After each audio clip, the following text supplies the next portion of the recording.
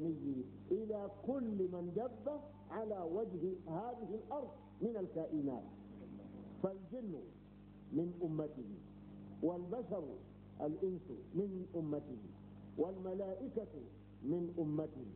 فما من شيء من الأشياء يعقل عن الله شعيرة العبادة والتسبيح، وقد قال كل قد علم صلاة وتسبيحا، فما من أحد إلا ورسول الله صلى الله عليه وسلم الواسطة بينه وبين الله، إما في تلقي المدد، مدد الوجود ومدد البقاء، وإما في تلقي الوحي، تلقي الأحكام الشرعية التي خلق الإنسان والجن وجدوا كلا لتحقيق أهدافها، وما خلقت الجن والإنس إلا ليعبدون.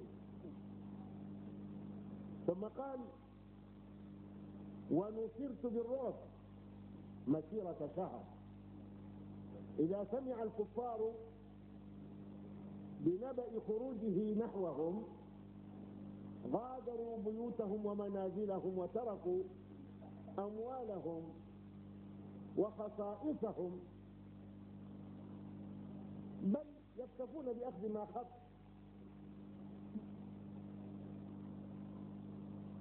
هذا خصوصية من خصوصية الله له، نصره بالرعب بمجرد الخوف والذعر، لأن كل من رآه عليه الصلاة والسلام بديهة هابة، كل من رآه ولم يخالطه تهيبه، وكذلك من بلغ خبر خروجه إليه للجهاد أيضا رعب منه وذعر وهرب. وقد فتح الله له بهذا كثيرا من تلك الأقاليم المحيطة بالجزيرة العربية إلى حدود الشام.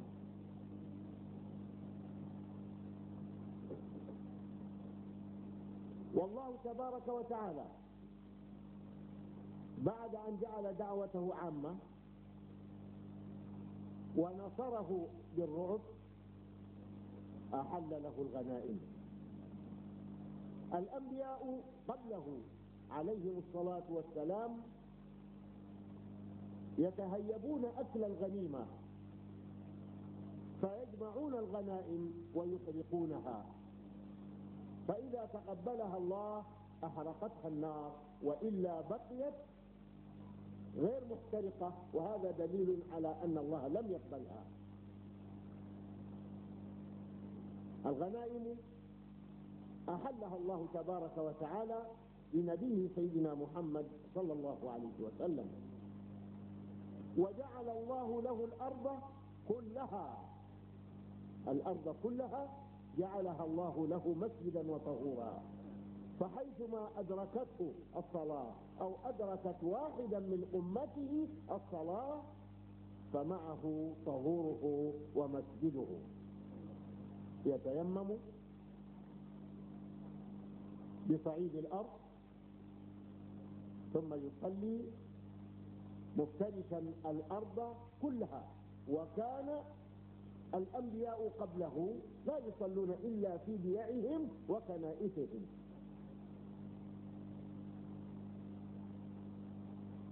ومما خصه الله تبارك وتعالى به دون سائر الأنبياء والرسل الشفاعة، فإن كل نبي من الأنبياء أعطاه الله تبارك وتعالى دعوة يدعو بها في الدنيا، فما من نبي إلا وقد دعا على قوله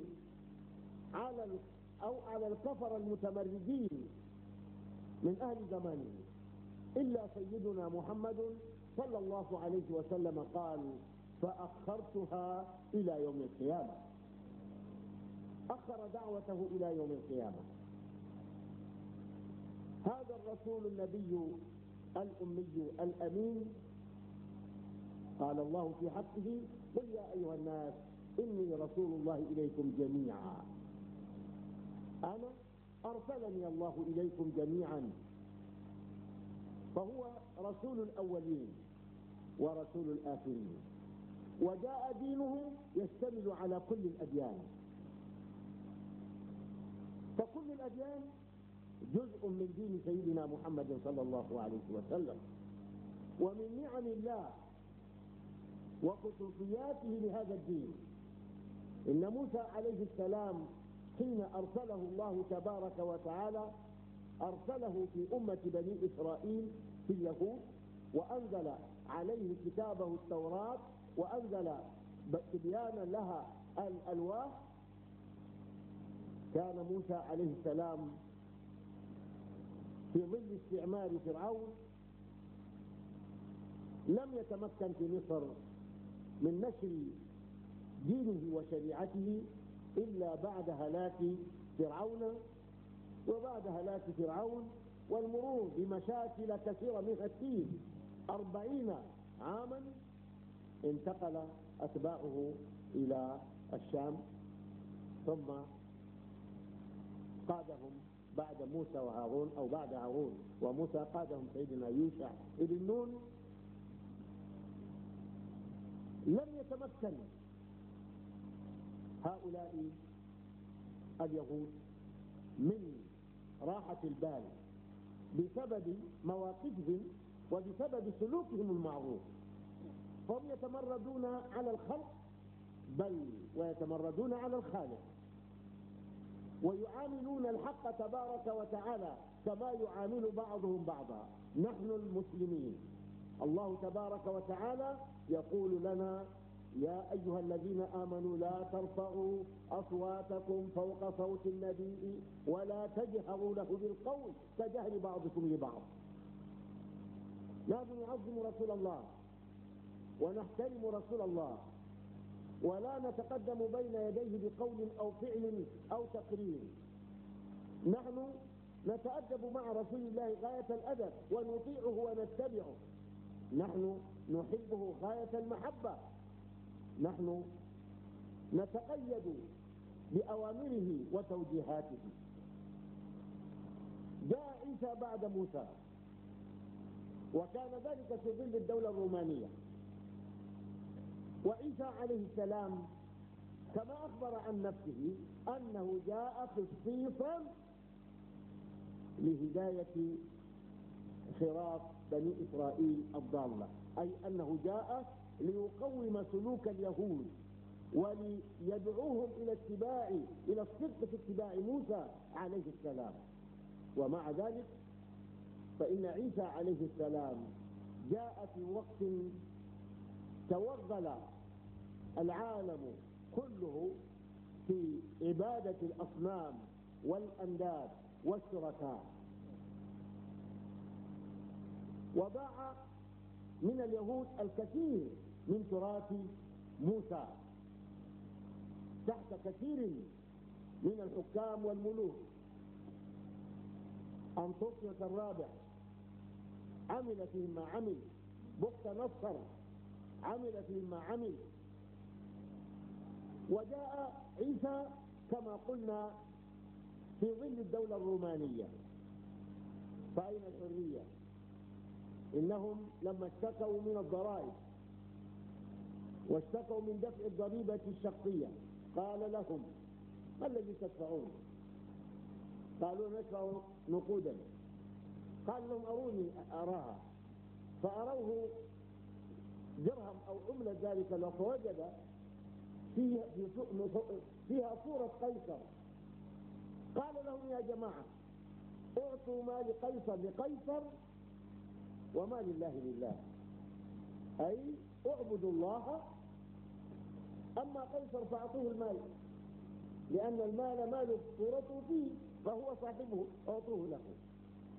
هم لم يفهموا هذا، ولكن المسلمون فهموا، أي أن عيسى يدعوهم إلى الزهد والتبتل ونبذ الدنيا ورفضها، وأن هذه الدنيا لا تنفع ولا تضر، وأن كل نفس منفوسة في الدنيا لا بد أن يدبر لها الخالق طعامها وشرابها ومكانها.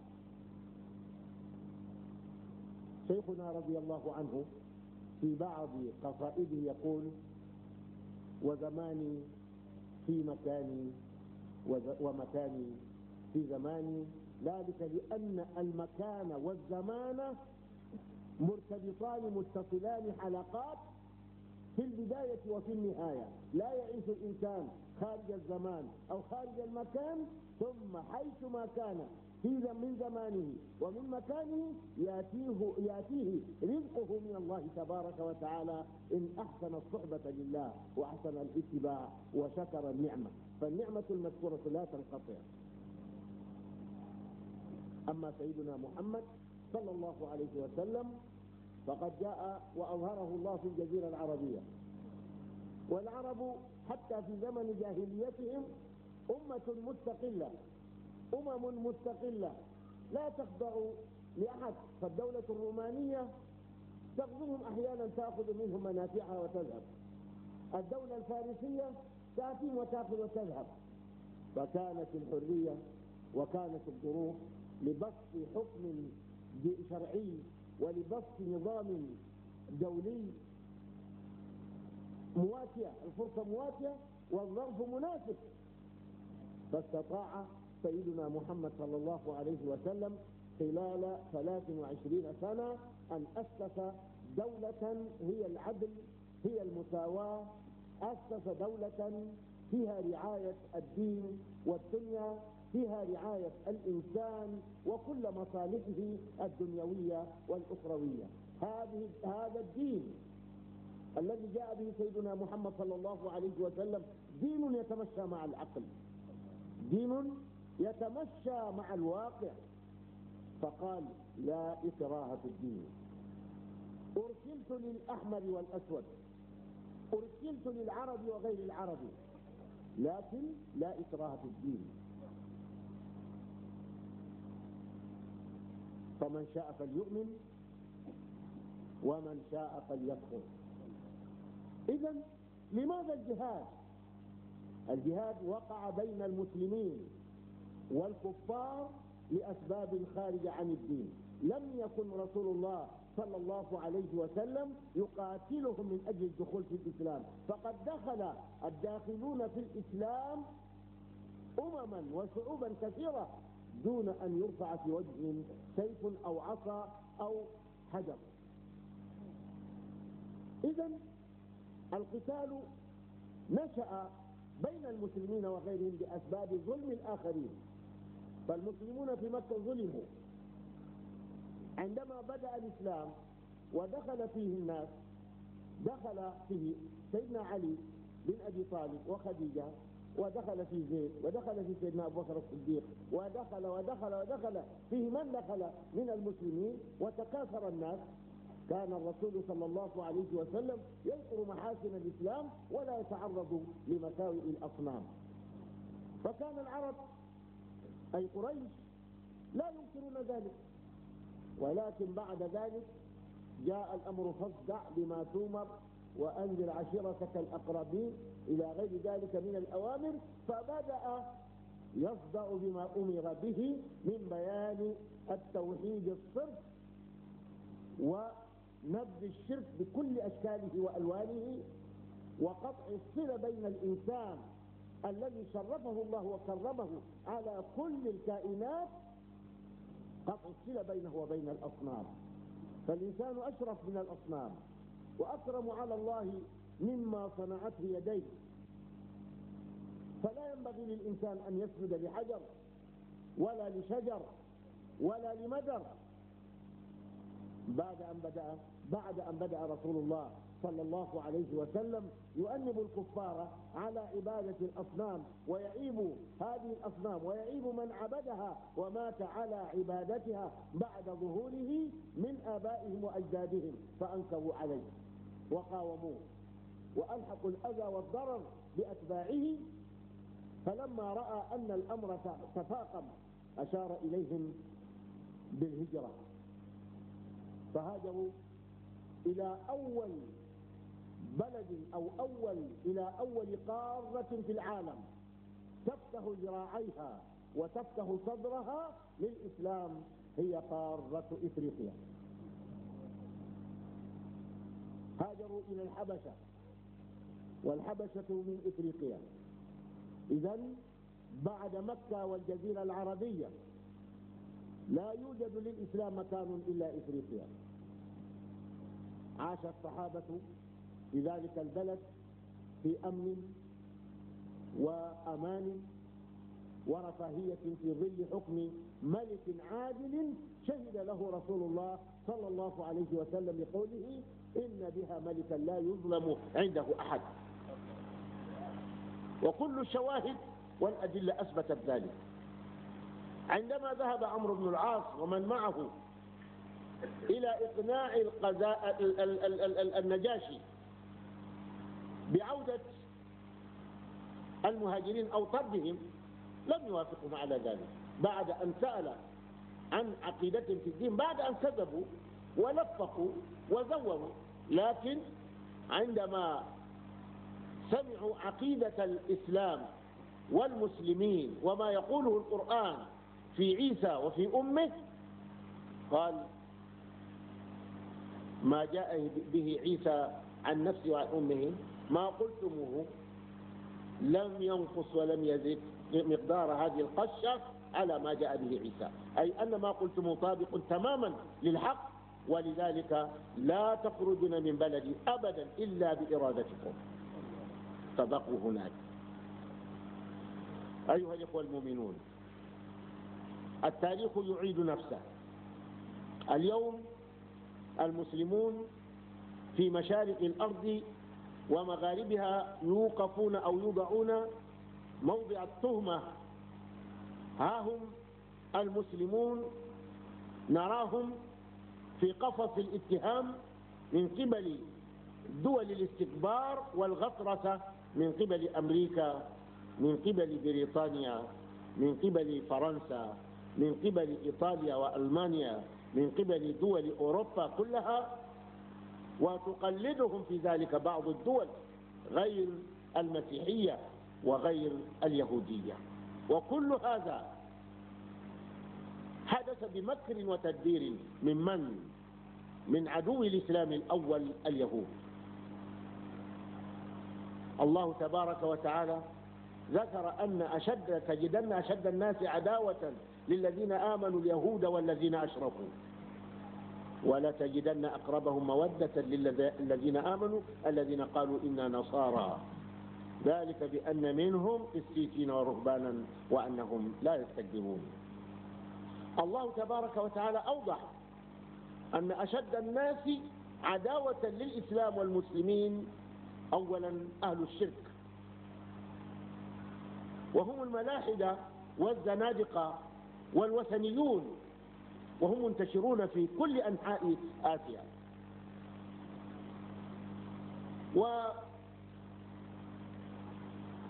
وكذلك أشد الناس عداوة للمؤمنين وللإيمان وللمسلمين وللإسلام اليهود. واليهود يسري مكرهم ودسهم في سياسات الأمم والشعوب الكبرى أو في الدول الكبرى سريان الدم في الجسد. لا تستطيع أمة واحدة أن تقوم بعمل يعوم إلا بمشورة من تحت لليهود، ولذلك غزوهم بالكراهية والبغضاء والحقد للإسلام والمسلمين، فأصبحنا نحن فريسة. هؤلاء اليهود يغذون الغضب وردود الأفعال في نفوس أبناء المسلمين. حتى القاعدة لا تخلو من اختراق اليهود لها، السلفية لا تخلو من اختراق اليهود لها.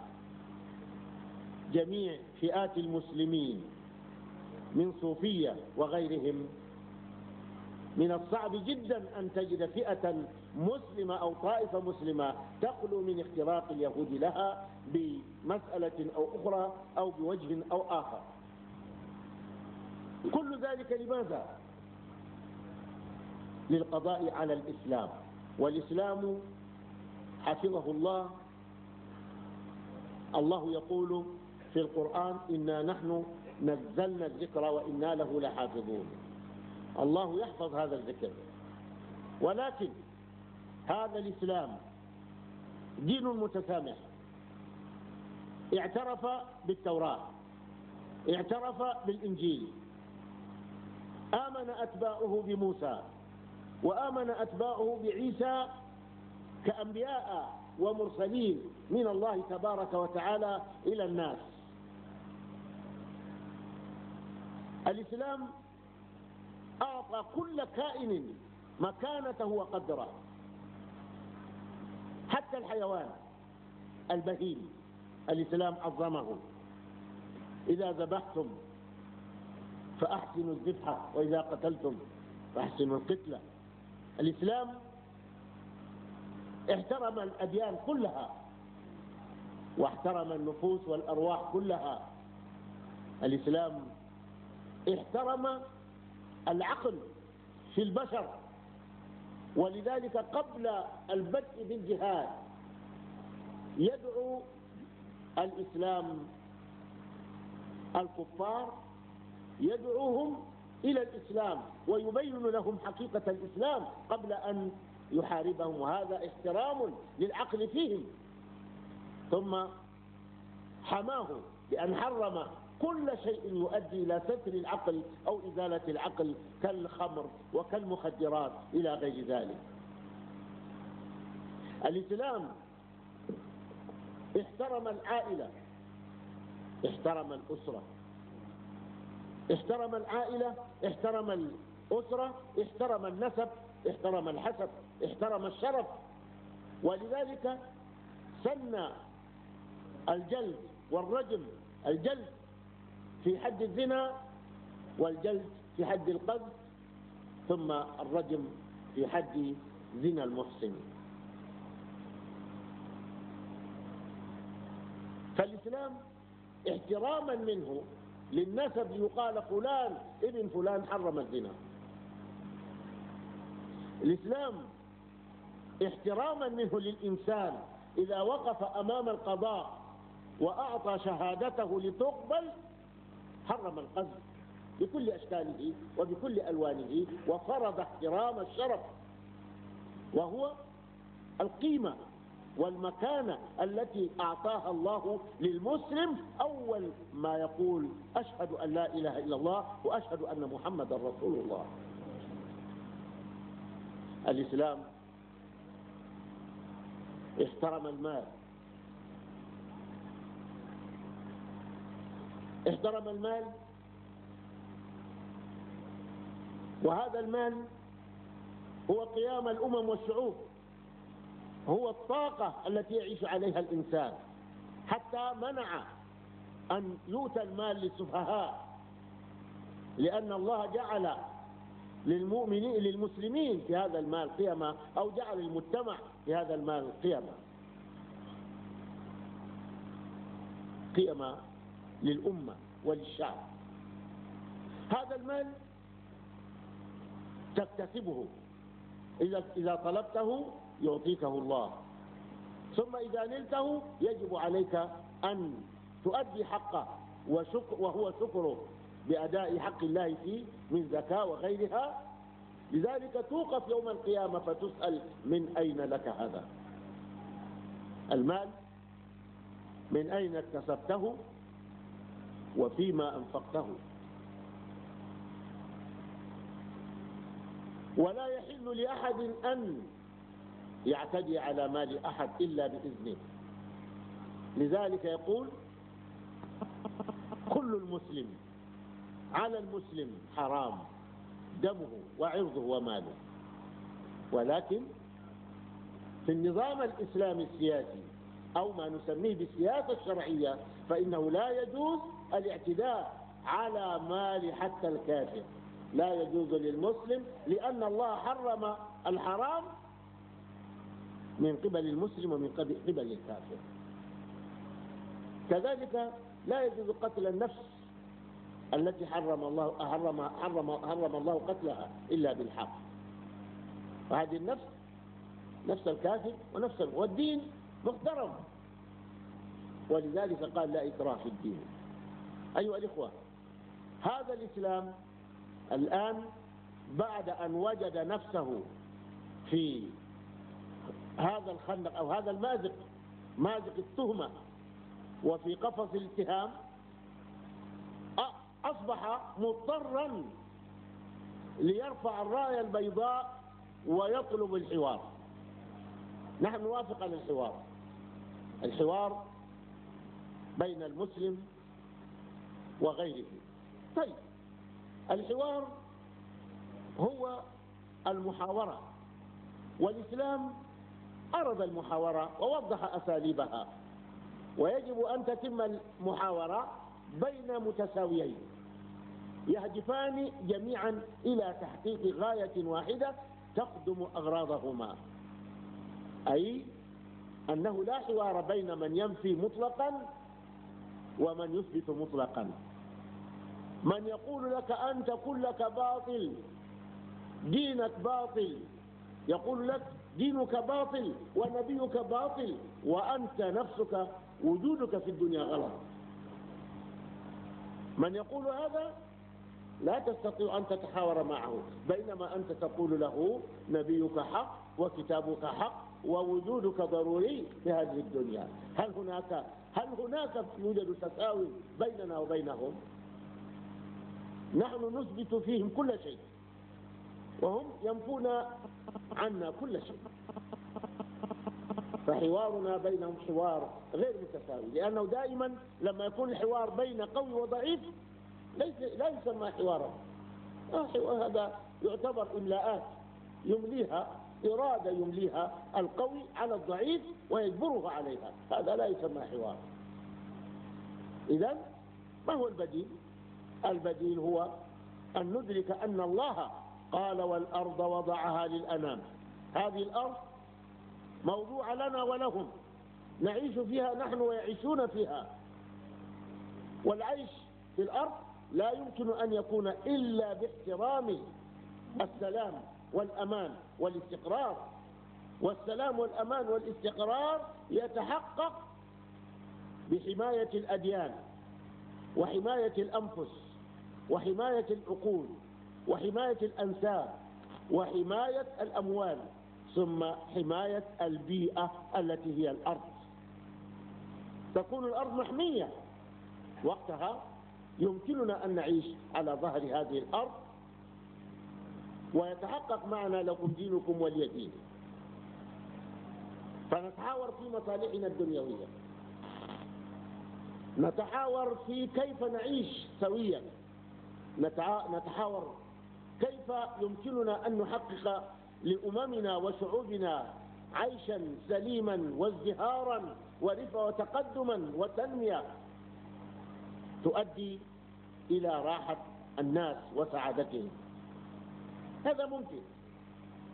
أما أن نتحاور في الدين، فالذي يقول إلهي إله واحد لا يمكن أن يلتقي مع من يقول أن آلهته أكثر من واحد، آلهته ثلاثة.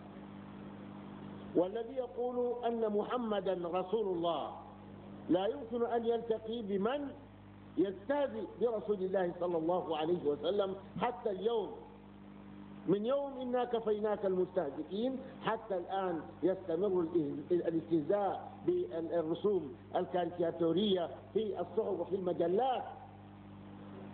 هل يمكن أن نقول أننا نستطيع أن نستقبل هؤلاء ونفتح لهم صدورنا ونستقبلهم ونعانقهم؟ لا. إذن يجب أن نتفق معهم على نمط يحمينا ويحميهم ويمكننا ويمكنهم من العيش في هذه الأرض بسلام، لأن الأرض وضع مشترك بيننا وبينهم، كما قال الله تبارك وتعالى والأرض وضعها للأنام فهي لنا ولكم. لكن سيأتي اليوم الذي ينتهي فيه كل شيء. الله تبارك وتعالى قال ولقد كتبنا في الزبور من بعد الذكر أن الأرض يرثها عبادي الصالحون إن في هذا لبلاغا لقوم عابدين. وما أرسلناك إلا رحمة للعالمين. فالأمر متعلق برسول الله، فكما أنه رحمة من الله إلى العالمين جميعا، فسيأتي اليوم الذي يجعل فيه الحق تبارك وتعالى أمته هي الوارثة من بين جميع العالمين إن شاء الله. لكن قبل ذلك يجب علينا أيها الإخوة المؤمنون أن نعتز بديننا، أن نعتز بإيماننا، أن نتمسك بهذا الدين ونعتز به، ونطرح الفشل والذعر والخوف والهلع والطمع والجري وراء متع الدنيا والجري وراء السراب. يجب علينا أن نتوجه إلى العلم وأن نتوجه إلى التقنيات حتى تصل الأمة الإسلامية إلى مستوى يجعلها على قدم المساواة مع تلك الأمم التي الآن وصلت إلى مستوى الاستكبار. نحن إذا وصلنا حتى إلى التقنية وحققنا التكنولوجيا لا يمكن أن نكون مستكبرين، لأننا نعلم أن جباهنا بيد الله، ما من دابة إلا هو آخذ بناصيتها. فالله تبارك وتعالى آخذ بناصية المسلمين، فالمسلمون لا يستكبرون، المسلمون لا يتعاظمون، المسلمون لا يحتقرون الأمم والشعوب الأخرى. ولذلك نرى أن الاستسلام للإحباطات والوقوع في الأرض في وجه أو أمام هذه التحديات أمر لا يقبله أحد منا ولا يقبله المسلم. لذلك ندعوكم جميعا أيها الإخوة إلى الوعي التام.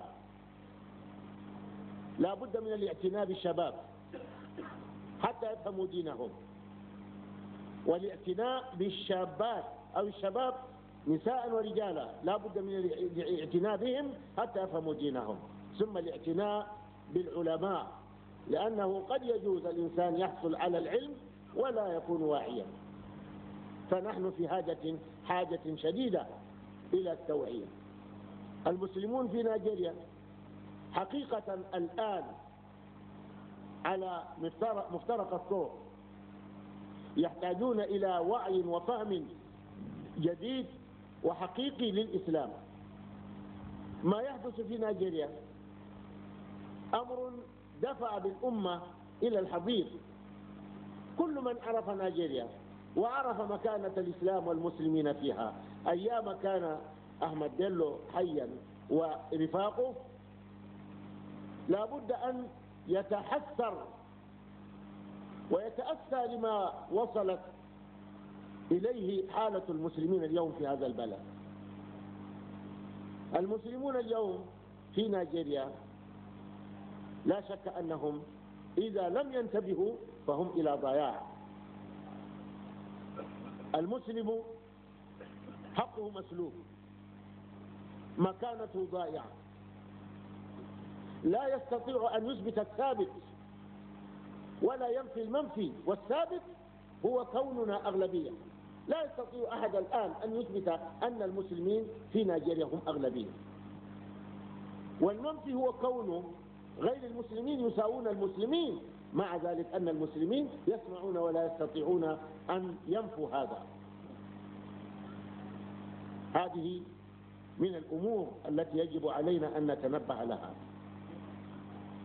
السادة الصوفية رضوان الله عليهم إذا كان غيرهم بنى على الظن فهم بنوا على اليقين، لأنهم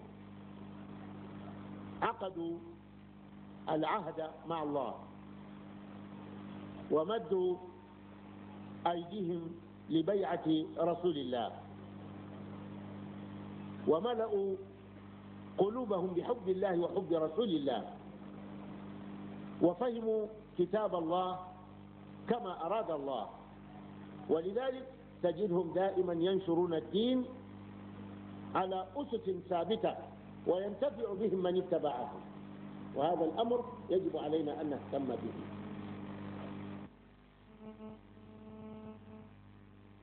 فرق بينه وبين منهج أهل السنة، لأن كل أئمة السنة والجماعة، كل أئمة أهل السنة والجماعة من أيام أحمد بن حنبل وآتي إلى اليوم هؤلاء جميعهم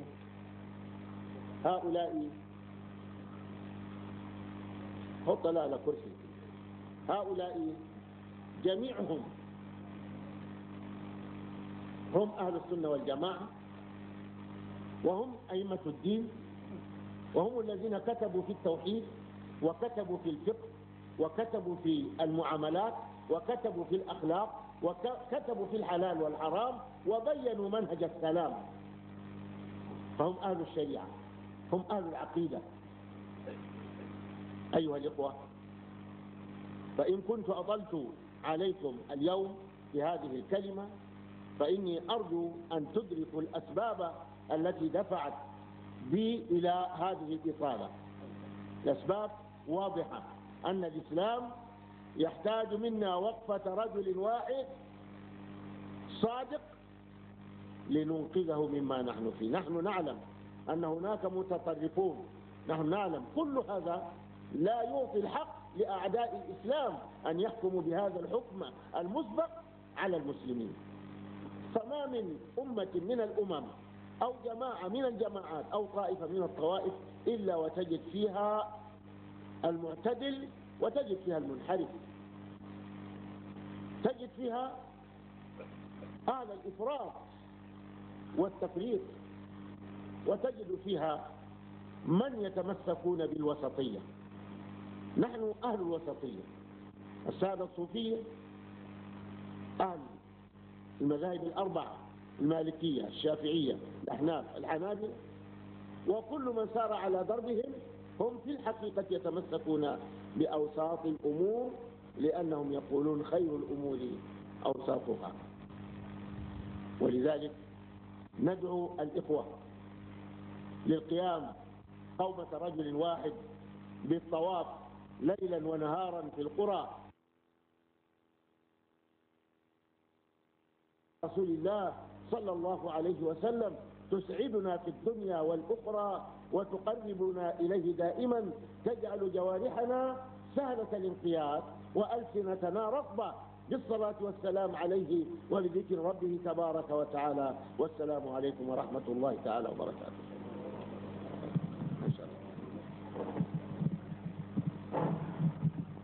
بسم الله الرحمن الرحيم. ‘Yan uwa musulmai, ‘yan uwa muminai, ‘yan uwa masoya annabi Muhammadu sallallahu alaihi wasallama, a kowane shekara maulana shekul islam sheikh al'imam ibrahim salih al-husaini Allah ya kara masa yadda yana gabatar da huduba wacce take makaranta ce ga rayuwar mutum musulmi mai son koyi da annabi Muhammad sallallahu alaihi wasallama.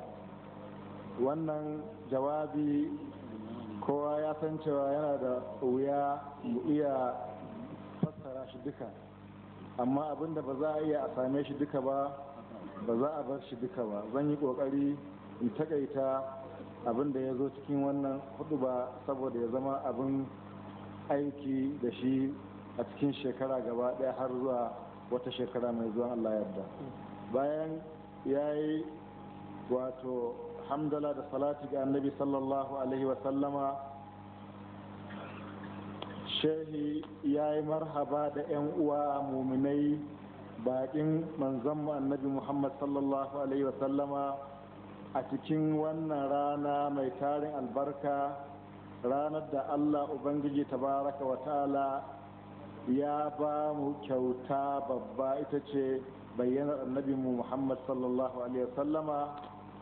Wato shayya ce yana marhaba da kowa daga bakin annabi sallallahu alaihi wasallama wanda suka zo daga wurare daban-daban, daga wato don ba don komai ba don su nuna wato soyayya da kuma godiya ga Allah tabaraka wa ta'ala akan wannan ni'ima mai girman gaske. Wayanda suka zo daga wannan ƙasa Najeriya, daga cikin wannan ƙasa Najeriya, da wayanda suka zo daga ƙasar Chadi, da ƙasar Niger, da ƙasar Sudan, da sauran ƙasashe na Afirka da na duniyar Larabawa kamar wato ƙasar daular Umman da Yaman da sauran 'yan uwa wanda suka zo daga nesa da kusa duka. Shehi yana cewa assalamu alaikum wa rahmatullahi ta'ala wa barakatu. Ya ce muna taro saboda wannan biki, don biki wanda a cikin daren da Allah Ubangiji tabaraka wa ta'ala ya yi kyauta wa al'umma da babbar rahama. Allah Ubangiji ya faɗa cikin alƙur'ani cewa ma arsalnaka illa rahmatan lil alamin, ba mu aike ka ba ya Muhammad sallallahu alaihi wasallam face rahama ce ga talikai gaba daya.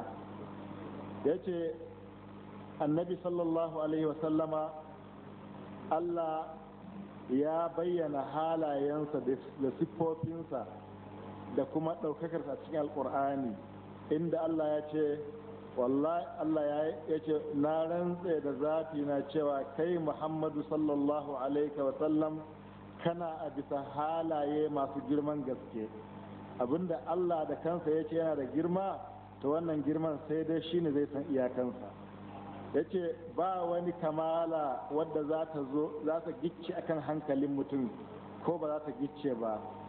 Ba wani ɗaukaka da matsayi da Allah Ubangiji tabaraka wa ta'ala wato zai ba wani mutum ko kuma zai hana masa. Kowane irin ɗaukaka Allah Ubangiji tabaraka wa ta'ala ya ba annabi Muhammad sallallahu alaihi wasallama rabo mafi girma a ciki, mafi ɗaukaka, mafi daraja, ta yanda harshe ko lugga ba za ta iya ta yi bayaninsa ba. Wayansu wayanda Allah Ubangiji tabaraka wa ta'ala bai rubuta musu sa'ada ba, suna ganin wai yabo da masu yabo suna yi wa annabi sallallahu alaihi wasallama kamar Busiri da Sheikh Yusuf Annabhani, wai suna wuce gona da iri a wajen yabo. Ina Sheikh yace gaskiya shine duk abin da suka faɗa na daga yabon annabi sallallahu alaihi wasallama kaɗan ne daga cikin abin da suka gane daga darajar annabi Muhammad sallallahu alaihi wasallam. Suna kawo misali na inda alkur'ani ya ce qul innama ana basharun mislukum, ce da su ya Muhammad ni mutum ne irinku, amma ai ubangiji ya cika da cewa yuha ilayya, ai ana mini wahayi. To wane ne ake masa wahayi? Yace akwai bambanci babba tsakanin mutum haka da kuma mutum wanda Allah Ubangiji yana masa wahayi, wanda Allah Ubangiji tabaraka wa ta'ala ya yi masa wato mukhataba a cikin alqur'ani, inda Allah ya ce ma dalla sahibukum wa ma gawa, abokinku wato Muhammad sallallahu alaihi wasallama bai kusa da bata ba, bai kuma kauce daga hanya ba. wa ma yantiqu anil hawa, annabi Muhammad sallallahu alaihi wasallama baya yin furici da son zuciya. Duk abin da ya yi furici da shi to wahayi ne daga Allah tabaraka wa ta'ala. Yace saboda haka Rasulullahi sallallahu alaihi wasallama wato alama ce ta fahimtar kamala, alama ce ta fahimtar cikakken kyawo a cikin siffofi, kyawo a cikin halaye, kyawo a cikin shiriya. Yake saboda haka shi shugabanmu ne, abun koyinmu ne, annabinmu ne, kuma mun an amurce mu da mu bi diddigin duk abin da ya zo da shi. Allah Ubangiji tabaraka wa ta'ala ya faɗa cikin alkur'ani cewa haƙiƙa ya kasance a gare ku abun koyawa, abun koyi a cikin annabi Muhammad sallallahu alaihi wasallama ga wanda yana zaton yana imanin cewa lahira za ta tashi, kuma wanda ya ambaci Allah ambato mai yawa. Yace a cikin hadisin da Abu Sa'id al-Khudri ya rawaito, annabi Muhammad sallallahu alaihi wasallam ya ce ni ne shugaban 'ya'yan adam gaba daya a duniya da lahira, kuma ba wai alfahari nake ba, kuma a hannuna ne tutar godiya take. annabi adamu da wanda suka zo bayansa duka na daga annabawa duka za su tashi a ƙarƙashin tuta ta ran tashin kiyama. Ni ne farkon mai ceto, ni ne farko wanda za a ba shi daman ya yi ceto. Yace zan zo ƙofar aljanna sai in nemi buɗewa, sai a ce waye ne kai, sai in ce ni ne Muhammadu, sai mala'iku su ce wato kai ne aka ba mu umarni mu buɗe aljanna wa kai, kuma kada mu buɗe wa kowa gaba gare ka. Yace a cikin lokacin da annabawa ma da manzanni ma za su shiga cikin hali mawuyaci, za su shiga cikin hali na tsoro, amma shi annabi Muhammad sallallahu alaihi wasallama ba haka yake ba. Shi ne mai cewa ana laha, ni ne wato wanda ni ne wanda na cancanta a wannan lokaci in roƙa abin da kuke nema kuma a bani izini ku samu. Annabawa al'ummu za su yi kaiwa da komowa zuwa ga annabawa, suna neman annabawa su yi ceto. Za su je wajen annabi Adam alaihi salam, sai annabi Adam ya ce da su ai yau ubangiji ya yi fushin da bai taɓa yin fushi ba irinsa, kuma ba zai yi wani fushi ba irinsa, saboda haka ba zan iya in tunkare shi ba. Ku je wajen Nuhu, su je wajen Nuhu shi ma ya maimaita musu wannan, su je wajen Ibrahim ya maimaita musu, ya faɗa uzurinsa, su je wajen annabi Musa ya faɗa uzurinsa, su je wajen annabi Isa, har a ƙarshe ya nuna musu cewa su je wajen annabi Muhammad sallallahu alaihi wasallam.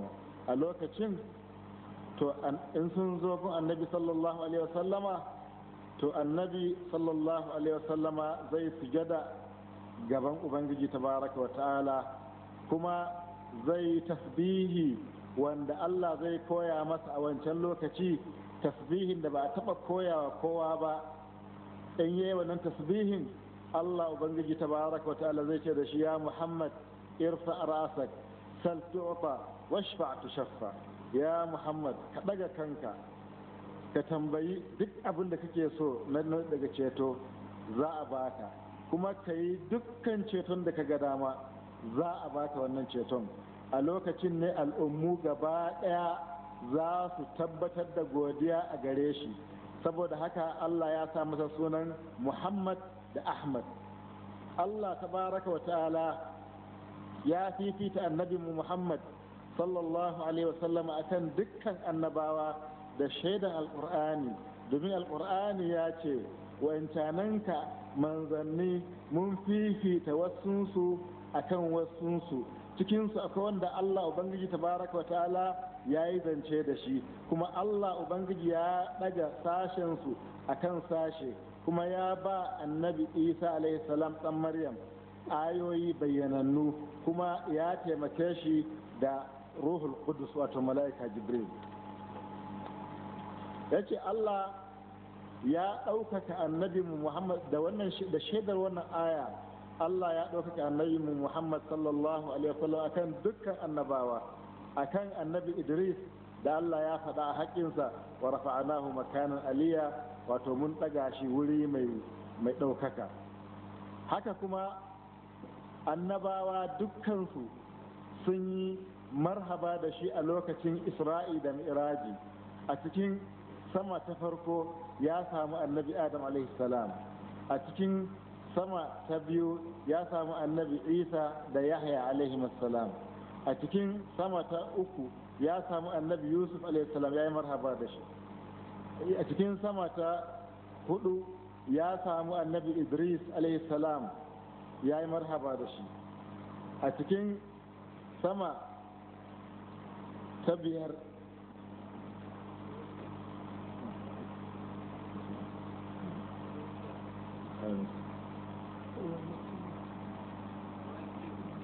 Idris Harun alaihi salam ya yi marhaba da shi. A cikin sama ta shida ya sadu annabi Musa alaihi salam, ya yi marhaba da shi. A cikin sama ta bakwai ya samu babansa kakansa annabi Ibrahim alaihi salam, ya yi marhaba da shi. Har ya wuce nan ya ji sidratul muntaha, har ya je zuwa wani wuri inda wato ubangiji ya nuna kusacinsa da shi ta yanda ya wuce kwatance har mala'ika jibril ya kai wani matsayi ya ce ya muhammad gaskiya ba zan iya wuce nan tare da kai ba saboda in na yi taku ɗaya daga nan zuwa inda kake da na ƙone gaba ɗaya. Wannan wato duka matsayi ne wanda Allah Ubangiji tabaraka wa ta'ala ya ba annabinsa Muhammadu sallallahu alaihi wasallama a lokacin Qur'ani ya gaya mana cewa ya ba shi ayoyi da mu'jizozi da baiwa iri-iri wanda ya fi ƙarfin wani ya bayyana shi da Allah Ubangiji shine ya san da shi. Ya ce Allah Ubangiji tabaraka wa ta'ala ya keɓe annabi Muhammad sallallahu alaihi wasallama da abubuwa guda 5 da bai ba kowane annabi cikin annaba da manzanni ba. Ya ce Allah Ubangiji ya aika shi ga talikai ga mutane, wato Ubangiji tabaraka wa ta'ala kowane annabi Allah yana aika shi ga mutanensa kurum ko ƙabilarsa ko mutanen garinsa, amma annabi Muhammad sallallahu alaihi wasallam Allah ya aike shi wa kowa da kowa, baƙi ne, fari ne, aljannu ne, mutane ne, mala'iku ne, sauran halittu ne, har ma halittun da ba su da rai. Ubangiji ya ce kowanne daga cikinsu Allah ya san wato tasbihi da salati da yanayi wa Allah ta wajen biyayya ga annabi Muhammad sallallahu alaihi wasallam. Wato ba wani mutum ko wani abu illa annabi Muhammad sallallahu alaihi wasallama shine wasuɗa a gare shi da Allah tabaraka wa ta'ala. Wato halittu gaba ɗayansu har ma waɗanda ba su da hankali, annabi Muhammad sallallahu alaihi wasallama shine wasuɗa tsakaninsu da Ubangiji ta wajen samarwa da kuma ciyar da su gaba. Hakan nan kuma sauran halittu wanda Allah ya ba su hankali, su kuma annabi Muhammad sallallahu alaihi wasallama ya zama wasuɗa tsakanin Allah da su ta hanyar wahayi. Yace abu na biyu, annabi yace Allah ya fifita ni akan sauran annabawa da ya nasarce ni da kwarjini daga tafiya ta wata ɗaya. In an ji na fito, kafirai sai su ji tsoro, kwarjini ya sa su gudu su bar garuruwansu da dukiyoyinsu da iyalansu. Ya ce abu na uku wanda Ubangiji tabaraka wa ta'ala ya keɓe annabi Muhammad sallallahu alaihi wasallama da shi, an halalta masa da ganima a cikin zamanin annabawa na dauri. Idan an ci ganima to za a gabatar da ita. Idan wuta ta ci to alamar cewa Allah Ubangiji ya karɓe ta kenan. In kuma wuta ba ta ci wannan dukiyar ba to ta zama ba abin karɓuwa ba a wajen Allah. Amma a zamanin annabi Muhammad sallallahu alaihi wasallam Allah ya halalta masa da ganima, kuma ya mai da ita arziki halal a gare shi. Abu na 4, Allah Ubangiji tabaraka wa ta'ala ya mayar da ƙasa duka wurin ibada ne, masallaci ne a gare shi da al'ummarsa. A yayin da al'ummu na dauri ba a yin sallah sai a wurin ibada, ko da za ka yi tafiya mai tsawo ba a yarda ka yi sallah ba sai ka je ɗakin ibada. Hakan nan babban abin da Allah ya bashi shine shafa'a, ceto. Kowane annabi Allah ya bashi wata addu'a wanda zai yi, Allah zai biya masa bukatunsa babu kokonto babu shakka. Annabawa sun roƙi Allah, Allah ya ba su.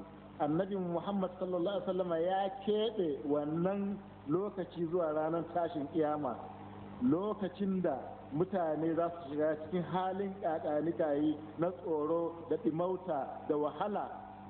To a lokacin ne annabi Muhammad sallallahu ya roƙi Allah ya keɓe masa wannan zuwa a wancan lokacin. Wato Allah Ubangiji tabaraka wa ta'ala ya ce ka ce da su ya Muhammad, ka ce wa mutane ni ne manzon Allah a gare ku gaba ɗaya. to daga cikin abin da Allah ya keɓe wannan addini da shi shine addinin nan Allah ya ba shi cikakken wannan al'umma Allah ya ba ta cikakken yanci wanda bai mai da ita wato a bar bi ga kowace al'umma ba. Annabi Musa alaihi salam ya zo lokacin da Fir'auna yana cikin baƙin mulkin mallaka wanda Yahudawa sun sha wahala a hannun Fir'auna, bayan Ubangiji ya kubutar da su daga sharrin Fir'auna kuma sun shiga cikin imuwa na shekara 40 suna cikin sun bata a jeji suna tafiya shekara 40 kafin da ƙarshe Allah ya kawo su cikin gari ya ba su mulki. Annabi Haruna ya zama masa khalifa, annabi Yusha'u ya zama khalifa a bayan shi, amma Yahudawa sun kasance a cikin taurin kai da rashin mutunci da rashin biyayya wa Ubangiji da kuma halittansa gaba ɗaya. Wato suna mu'amala da Ubangiji kamar mutane, suna mu'amala da annabawansu kamar sauran mutane, ba sa wato ɗaukaka annabawansu kamar yadda al'ummar annabi Muhammad sallallahu alaihi wasallama suna yi. Shehi ya ce amma mu al'ummar annabi Muhammad sallallahu alaihi wasallama alƙur'ani ya shimfiɗa mana ƙa'idoji na ladabi inda Allah Ubangiji tabaraka wa ta'ala ce ya ku mutane kada ku gabata gaban annabi sallallahu alaihi wasallama ku aikata komi sai yayin da kuna koyi da shi, kuma ku ji tsoron Allah. Allah Ubangiji tabaraka wa ta'ala mai ji mai sani yace ya ku mutane kada ku daga muryanku akan muryar annabi sallallahu alaihi wasallam, kuma kada ku yi tsawa da magana a gabansa kamar yadda kuke tsawa da magana a tsakankaninku, saboda yin haka rashin ladabi ne wanda zai iya rusar da ayyukanku gaba daya kamar yadda kafirci na rusar da ayyuka. Yace mu muminai mu musulmai muna son annabi sallallahu alaihi wasallama, muna koyi da annabi sallallahu alaihi wasallama, muna ladabi da annabi sallallahu alaihi wasallama, muna bin annabi sallallahu alaihi wasallama. In an lura al'ummar annabi Isa alaihi salam su ma haka suka rayu a cikin lokaci wanda Romawa suna cikin baƙin mulki, wanda annabi Isa alaihi salam bai samu 'yanci yanda al'ummar annabi Muhammad sallallahu alaihi wasallama ta samu ba, don daular Romawa daula ce ita ta mulkin mallaka wanda ta tozarta wa mabiyanta ta hanyar wato haraji da iri-iri, har ma da haraji ya yi musu yawa. Sun kawo kukansu ga annabi Isa alaihi salam suka ce yaya za mu yi, sai annabi Isa alaihi salam ce ku kawo wannan dukiya in gani. Da suka kawo dukiya sai ke musu to wannan hoton na waye ne, suka ce wannan hoto na Caesar ne, wato sarkin Romawa. Ya ce to abin Caesar a bawa Caesar, abin Allah kuma a bawa Allah. To wannan ishara ce daga annabi Isa alaihi salam akan cewa su yi zuhudu, su bar duniya su nemi Allah, saboda wanda ya sami Allah ya sami komai, wanda kuma ya rasa Allah ya rasa komai. To haka